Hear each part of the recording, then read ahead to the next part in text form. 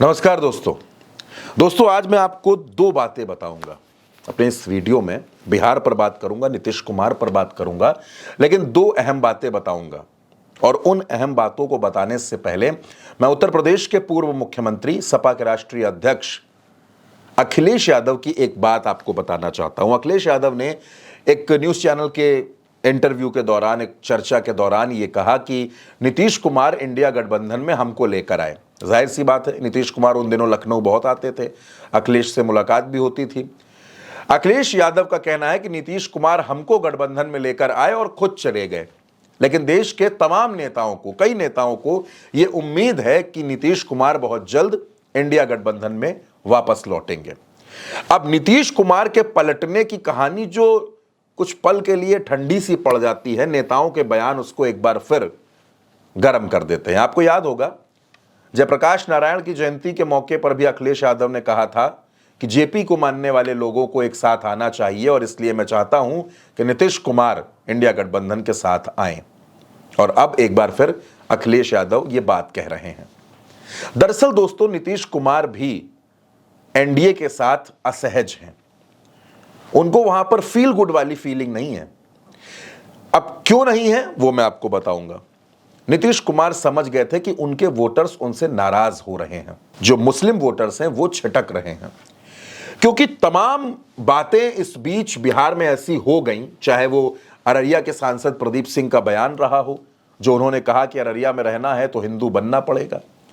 फिर हरिभूषण ठाकुर विधायक जो हैं, उन्होंने सीमांचल को अलग केंद्र शासित प्रदेश बनाने की मांग कर दी, क्योंकि उनका यह तर्क था, उनका यह पक्ष था कि सीमांचल में हिंदू बहन बेटियां और हिंदू समाज के लोग सुरक्षित नहीं हैं। इस बयान ने भी नीतीश कुमार को बड़ा असहज कर दिया। उसके बाद गिरिराज सिंह की हिंदू स्वाभिमान यात्रा और गिरिराज सिंह का विवादित बयान, इन तमाम बातों से नीतीश कुमार बड़े परेशान हुए। इसलिए अपने वोटर्स का ध्यान डाइवर्ट करने के लिए एनडीए की जब बैठक हुई तो नीतीश कुमार ने गिरिराज सिंह की कुर्सी अपने बराबर की रो में न लगवाकर पीछे करवा दी, ताकि ये मैसेज चला जाए कि गिरिराज सिंह उतने इंपॉर्टेंट है नहीं। लेकिन दोस्तों, जनता बड़ी समझदार है, सब समझती है। ये तो नीतीश कुमार की एक टेंशन है कि वोट, जो उनका वोट बैंक है वो उनसे छिटक रहा है, उसकी चिंता उनको खाए जा रही है।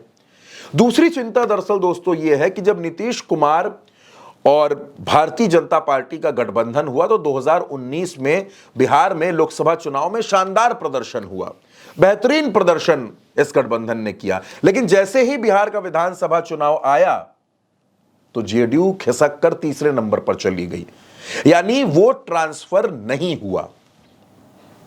अब आपको लग रहा होगा कि यह 2020 की बात है, आज 2024 चल रहा है। तो दोस्तों, 2024 लोकसभा चुनाव में पूर्णिया लोकसभा सीट थी, रुपौली की विधानसभा थी, वहां जेडीयू मजबूत थी, बढ़त पर थी। लेकिन जैसे ही रुपौली में उपचुनाव हुआ, जेडीयू पिछड़ गई। यानी भारतीय जनता पार्टी का वोट जेडीयू को ट्रांसफर नहीं हो रहा। और यह बात नीतीश कुमार जानते हैं। नीतीश ये भी जानते हैं कि लोकसभा चुनाव और विधानसभा चुनाव में बड़ा फर्क होता है। इसलिए अगर बिहार के विधानसभा चुनाव में भारतीय जनता पार्टी का वोट जेडीयू को न ट्रांसफर हुआ तो जेडीयू फिर वही 40, 42, 45 सीटों वाली पार्टी बनकर रह जाएगी। और नीतीश कुमार अब ऐसा बिल्कुल नहीं चाहते। नीतीश कुमार जेडीयू को मजबूत करना चाहते हैं, लेकिन वो करें क्या, उनके सामने दिक्कत है। अब बीजेपी लगातार अपने हिंदूवादी एजेंडे को, हिंदुत्व के एजेंडे को बिहार में प्लांट करने की कोशिश कर रही है और नीतीश इसे समझ रहे हैं, खामोशी से देख रहे हैं। लेकिन बहुत दिन तक बर्दाश्त कर नहीं पाएंगे, क्योंकि यह एजेंडा तो नीतीश कुमार की राजनीति को खत्म कर देगा। और दूसरी तरफ नीतीश कुमार को एनडीए में कुछ और नेता भी हजम नहीं कर पा रहे।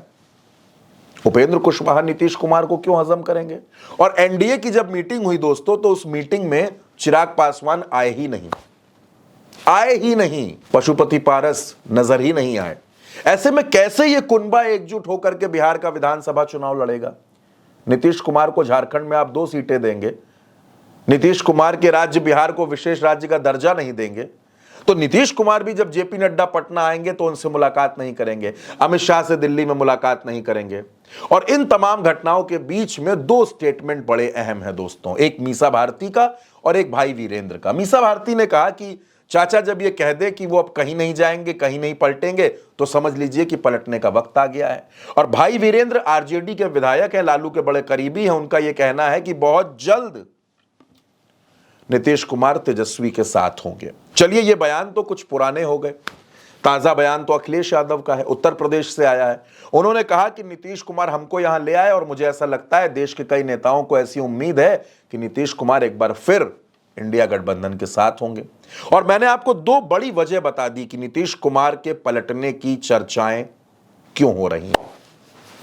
अब नीतीश कुमार पलटेंगे या नहीं पलटेंगे, दिवाली के बाद पता चल जाएगा दोस्तों, क्योंकि दीपावली के बाद बिहार की राजनीति में बड़े उलटफेर होने और 23 नवंबर के बाद देश की राजनीति में बड़े परिवर्तनों के संकेत भी हैं।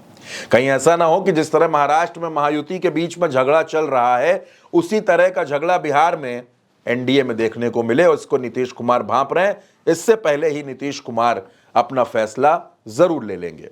फिलहाल इस वीडियो में दोस्तों मेरे साथ इतना ही। अपनी राय, अपने सवाल, अपने सुझाव, अपने समीकरण कमेंट बॉक्स में जरूर दीजिएगा। नमस्कार।